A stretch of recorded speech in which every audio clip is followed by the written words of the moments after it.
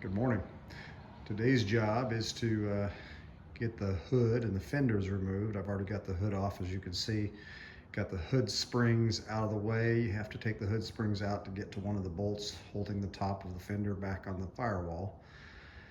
And we're gonna tackle this today. I've got some other things I've got to do today. So this is hopefully only gonna take a few hours, but this is kind of what it looks like. For those of you that haven't taken a fender off of a Trans Am before, some things to know. So you're going to have two bolts that mount to the radiator support up front at the top. You're going to have a bolt down here that I'm soaking right now because it was pretty rusted, that actually connects from the fender flare up to the bottom side of the radiator support. And if you don't catch that one, you're liable to rip your very expensive fender flare as you're trying to remove the fender. And then up under here we have a radiator overflow bottle that was mounted to the fender in two spots.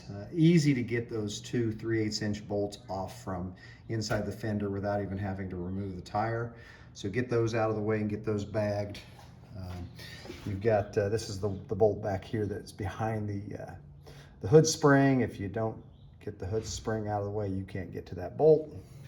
You've got the one up top on top of the fender, right on top of the cowl.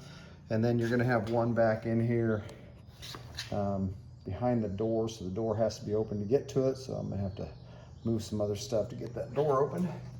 And then you're gonna have three bolts down here underneath the vehicle, one right there, and then two more as we come forward under there. So once we get all those bolts off, the fender should come out, and then get this fender off today, get the other fender off today, try to get some of the stuff removed from around the engine, and then we're going to get the motor pulled. Next weekend is the hope. Get the engine and transmission pulled.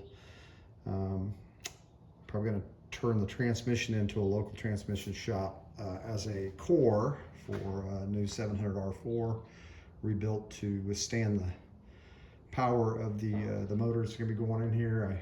I actually was lucky enough to visit with a guy this week that is recommended by Butler, and he's working on a quote for me for a 461 400 stroker that he thinks will be perfect for this car, and from the sounds of things I think is going to work well for this car as well. So stand by for more.